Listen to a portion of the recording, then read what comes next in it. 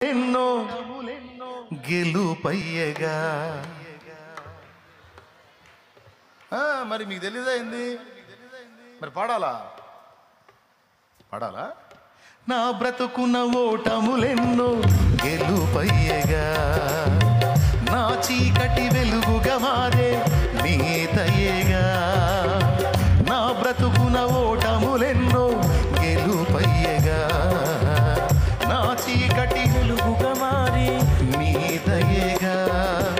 వేదనని వేడుకగా మలచిన యేసయ్యా, వెల్లువల నీ కృపయే దొరికెను చాలయ్యా. వేదనని వేడుకగా మలచిన యేసయ్యా, వెల్లువల నీ కృపయే దొరికెను చాలయ్యా. నువ్వు లేకుండా నేనుండలేనయ్యా, నీ తోడు లేకుండా జీవించలేనయ్యా. అండా దండా నువ్వే యేసయ్యా, నా కొండ కోట నువ్వే యేసయ్యా. అండా దండా నువ్వే యేసయ్యా, కొండ కోట నువ్వే యేసయ్యా. కావాలి కావాలి యేసు నువ్వే కావాలి, రావాలి రావాలి సన్నిధి నాతో రావాలి. ఎడారైన పుష్పిస్తుంది చల్లని నీ చూపులతో, మండుటెండ మంచవుతుంది నీ దర్శన వేళలలో. ఆశైన శ్వాసైన నీవే యేసయ్యా, నా ఊసైన ధ్యాసైన నీ మీదేనయ్యా. ఓ లేకుండా నేనుండలేనయ్యా, నీ తోడు లేకుండా జీవించలేనయ్యా. అయ్యా అండా దండా నువ్వే యేసయ్యా, నా కొండ కోటను. మహిమ. నేను దిక్కుమాలిన దాన్ని, దరిద్రపు దాన్ని, దరిద్రపుణ్ణి. యేసునందుండి ఇలాంటి దరిద్రపు మాటలు మాట్లాడవాకు. ఏం మాటలు మాట్లాడవాకు? నా కర్మ ఇంతే, నా బతుకింతే అంటే. యేసు ప్రభు ఆమేన్ అనువాడని ఉంది బైబిల్లో. ఏమని? ఆమేన్ అనువాడని ఉంది. నువ్వు పద్దాకలు నా బతుకింతే, నా కర్మ ఇంతే, నా జీవితం మారదు, నేను అనుకునేది జరగవు, నేను ఆశించినవి రావు, నేను అనుకునేది నెరవేరదు, ఏం చేద్దాం ఫస్ట్ నుంచి నా జీవితం ఇంతే అని యేసు నందు ఉండి కూడా నువ్వు అలానే అనుకుంటున్నావు అనుకో, వాడు పోతాడు. ఆ మనిషి చర్చికి అయితే పోతున్నాడు కానీ నీ మీద విశ్వాసం లేదు, నీ గెలుపును స్వీకరించలేదు, నీ అందు అసలు విశ్వాసమే ఉంచలేదు. ఉంచితే ఆ డైలాగులు రావు. ఆ డైలాగులను బట్టి ఆ మనిషి అవిశ్వాసం నీకు తెలుసు. కాబట్టి ఆ సరుకు నా సరుకు. ఏ సరుకు? ఆ సరుకు అంతా, ఈ వాగుడు సరుకు అంతా నా సరుకు. కాబట్టి నువ్వు ఇంకా సైడ్ అయితే నేను చూసుకుంటా అంటే అప్పుడు యేసయ్య ఏమంటాడు తెలుసా? నా బతుకింతే, నా కర్మ ఇంతే, నా జీవితం అంత ఇట్టబోవటం ఏంటి? ఆమేన్ అంటాడు. ఆయన ఆమేన్ అంటే ఇక ఇట్టబోవటం కదా, అట్టనే పోతావు. వింటున్నావా? పెద్ద ఆయన వింటున్నావా? మరి ఎట్ట అనుకోవాలి? నాకేమీ కొదువా నాదుడుండ, ఇక నాకేమీ కొదువా నాదుడుండ. శ్రీకరుండగు దేవుడే నా శ్రేష్ఠ పాలకుడు, నా ఏకరక్షకుడు, గనుక నాకేమీ కొదువా.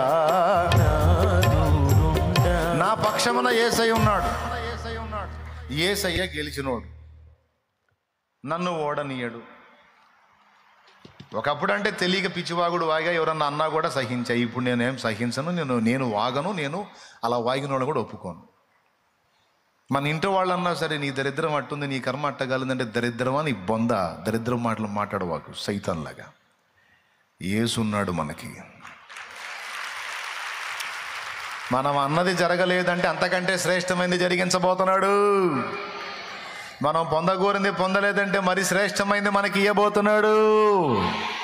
ఏ రూపేణన్నా తీసుకో, అటు తిప్పి జయమే పలకాలి. నీ మీద నువ్వు ప్రయోగించుకునే వాక్కు కూడా నిన్ను నిలబెట్టడమో పడగొట్టడమో చేసే శక్తి గలది కనుక జాగ్రత్త. అయిపోయిందండి. అమ్మయ్యా అనిపించిందా? స్తోత్రం. మొట్టమొదటిది దేవుని ముందు ప్రయోగించే మాటలు జాగ్రత్త. శత్రువుతో మాట్లాడిన మాటలు చెప్పాను. ప్రజలతో మాట్లాడే మాటల విషయంలో కూడా కొంతమందిని కృంగదీయొచ్చు, కొంతమందిని లేవనెత్తవచ్చు మనం ప్రయోగించే వాక్కు. ఆఖరికి 4వది, మన మీద మనం ప్రయోగించుకునే వాక్కు విషయంలో కూడా మెళకువగా ఉండాలి. పరిశుద్ధులారా, దేవుని పిల్లలారా, పేరుకు దేవుని పిల్లల్లా కాదు, పేరుకేమో దేవుని పిల్లలని పిలిపించుకుంటే దెయ్యం పిల్లల్లా మాట్లాడవాకండి, దెయ్యం పిల్లల్లా ఆలోచించవాకండి, దెయ్యం పిల్లల్లా భయపడవాకండి. స్తోత్రం. ఏంది? శాపము దయ్యానిది, వేదన దయ్యముది. శాపము దయ్యానిది, వేదన పడాల్సింది దయ్యం. ఎందుకంటే వాళ్ళకి నిర్ణయించబడింది నాశనం. భయపడాల్సింది దయ్యం. నువ్వు యేసునందు విజయం పొందావు. ఎన్నిసార్లు రాశాడు? భయపడుకుడి, భయపడుకుడి, భయపడుకుడి, భయపడుకుడి, భయపడుకుడి, భయపడకుడి, భయపడకుడి, భయపడకుడి. ఎన్నిసార్లు రాస్తే ఏందో నన్నయ్య భయంగా ఉంది, భయంగా ఉందా, బయలు దూకమ్మా. అది ఎంతసేపు పక్క చెబుతుంటే మళ్ళీ భయంగా ఉందేంది? పనికి మాలిన మాట. క్రీస్తు యేసునందు మనకి ధైర్యము గలదు. సమయోచితమైన సహాయము కొరకు కృపాసనం ఎద్దుకు వెళ్ళుటకు ధైర్యము గలదు. బల శౌర్యము గల 100,000,000 సైన్యములైన మారవే నీ సాహస. ఇవన్నీ బాగానే పాడతారు. ధైర్యముగా నిన్ను అని ఆయన పడితే దయ్యముగా నిన్ను.